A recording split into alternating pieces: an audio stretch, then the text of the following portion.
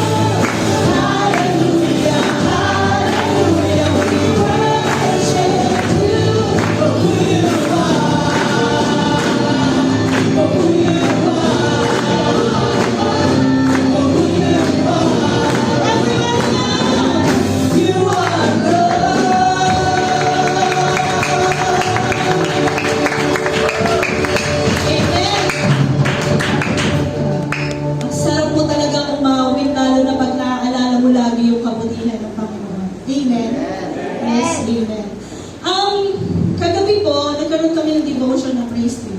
Actually, medyo gila-gila po kami.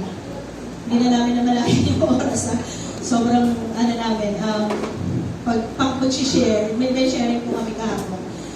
Meron pong tanong, ano po ba yung mga trials na naranasan niyo pong itong January lang, itong 2024 na January. So, ang dami po namin naging sharing. So, January pa lang talagang umakatikabo na yung mga naging problema, mga hinaing na puso natin. So, yun po yung mga napag-usapan namin. And then, i-share ko nga po that nung mga nakaraang araw, nagkaroon na po kami ng sharing ni Ate Joey, ito pong babae na sa kaliwa ko. Ano po, so, nag-message po kami, siyempre, nagdadrama-drama po kami sa mga buhay. Lahat ng mga hinaing namin, lahat ng mga nangyayari, bakit gano'n, bakit ganyan. But at the end of the day, lagi pong binabalik ng Panginoon sa kaisipan natin. O actually, hindi na po sa kaisipan namin, sa lahat, sa bawat isa sa atin na madalas nakakaranas ng mga iba't ibang klaseng mga pagsubok sa buhay na ang kabutihan po talaga ng Panginoon ay totoo. Kasi hindi po kayang sapatan yung mga drama namin sa buhay, yung mga kaartihan namin na drama-drama namin, doon sa katotohanan na hindi kayang sapawan ng kabutihan ng Panginoon. Yung lahat ng mga hinaing namin sa buhay, yung lahat ng mga reklamo namin, yung lahat ng mga kakaibang bagay na nararamdaman namin emotionally, hindi kaya siyang tabunan ng pag-ibig ng Diyos sa buhay namin. So, kaya po, gusto ko po i-share yung, di ba po sa Romans 8:18 sabi, the pain that you are feeling can be compared in the joy that is coming.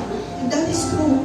So, kung nakakaranas na po man tayo ng mga kabigatan sa buhay, lagi natin tatandaan na hindi siya kayang ikumpara ng ligaya na darating sa hinaharap. Yung ligaya na ibinibigay ng Diyos sa atin, sa future, sa pagdating niya.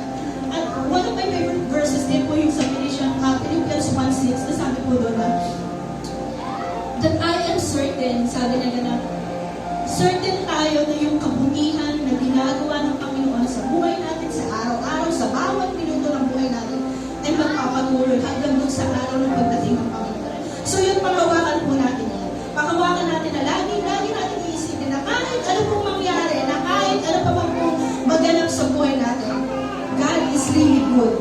Ang kabutihan po ng Panginoon ay mananatili sa buhay natin. Ang katapatan po ng Panginoon ay lagi natin nararamdaman sa buhay natin. So ngayon po umaga, tayo po iaawit ng isang awit na pasasalamat, pag-alaala ng katapatan ng Panginoon sa buhay natin sa araw-araw. So church, samahan niyo po kami umawit at magpuri sa Panginoon.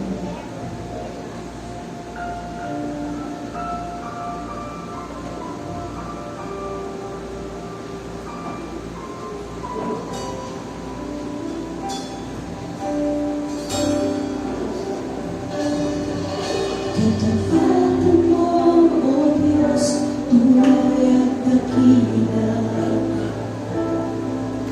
Ang pag-ibig mo'y wagas at walang kapantay. Sa aming puso, sa aming buhay, papuri pagsambay,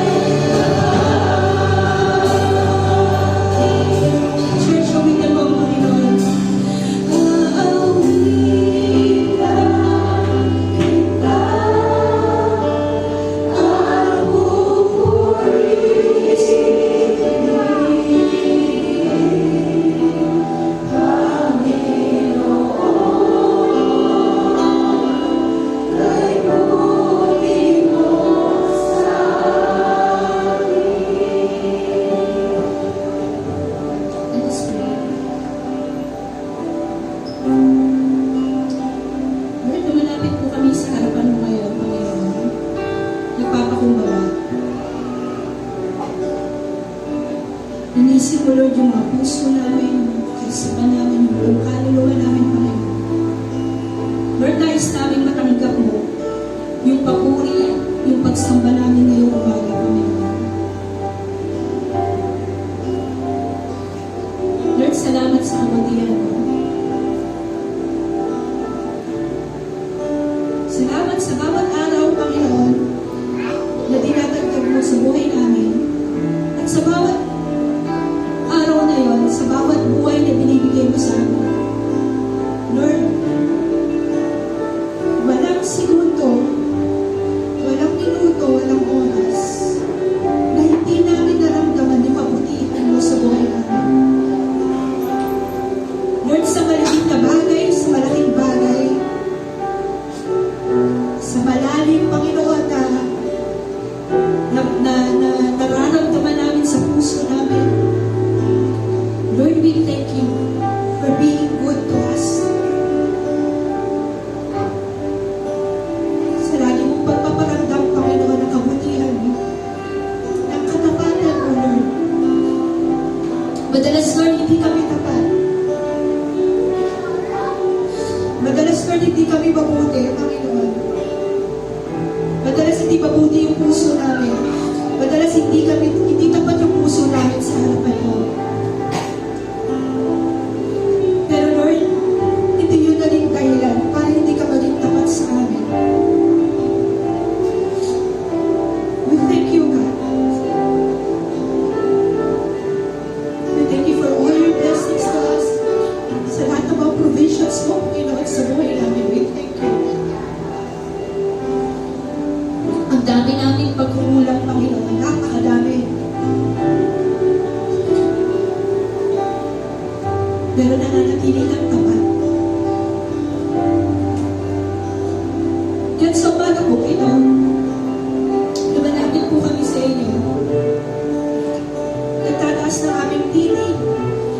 Nagtataas ng aming puso, ng aming isip, Panginoon, ng aming mga kamay.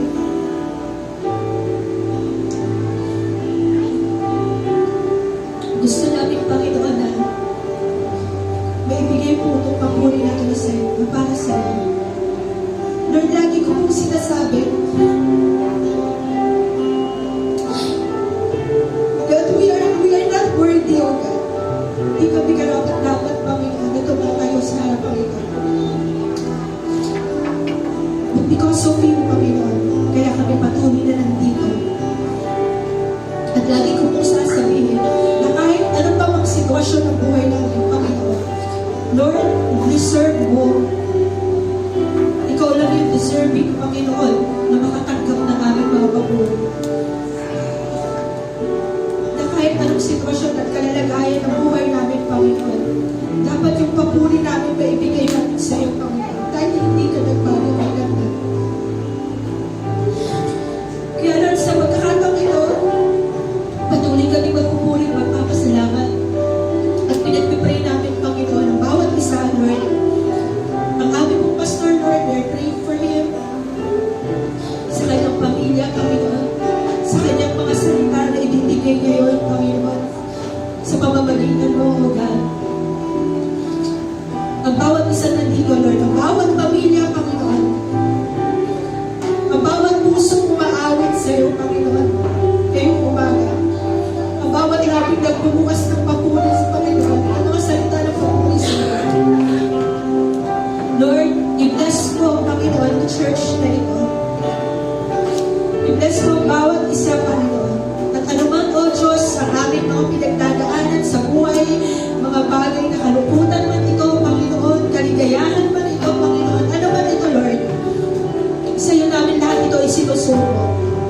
Dahil ikaw lamang nakakalam ng buhay namin, Panginoon. Ikaw lamang, Panginoon,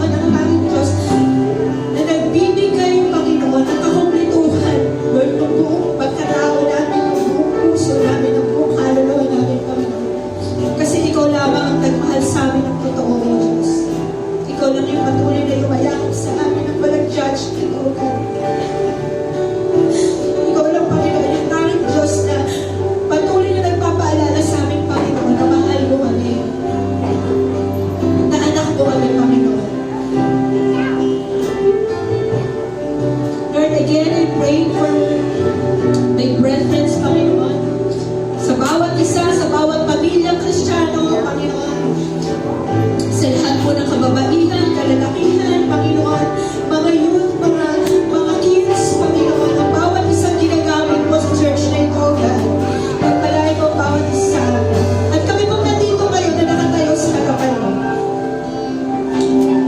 Lord, patuloy mo kami ingatan at pagpalain, Panginoon. Patuloy namin maibigay yung karapat-dapat na papuri para sa iyo. Lord, we thank you. Thank you for everything, Panginoon. Salamat, salamat o Diyos. Salamat sa kabutihan mo sa buhay ng bawat isa sa amin. Thank you, Lord, for everything.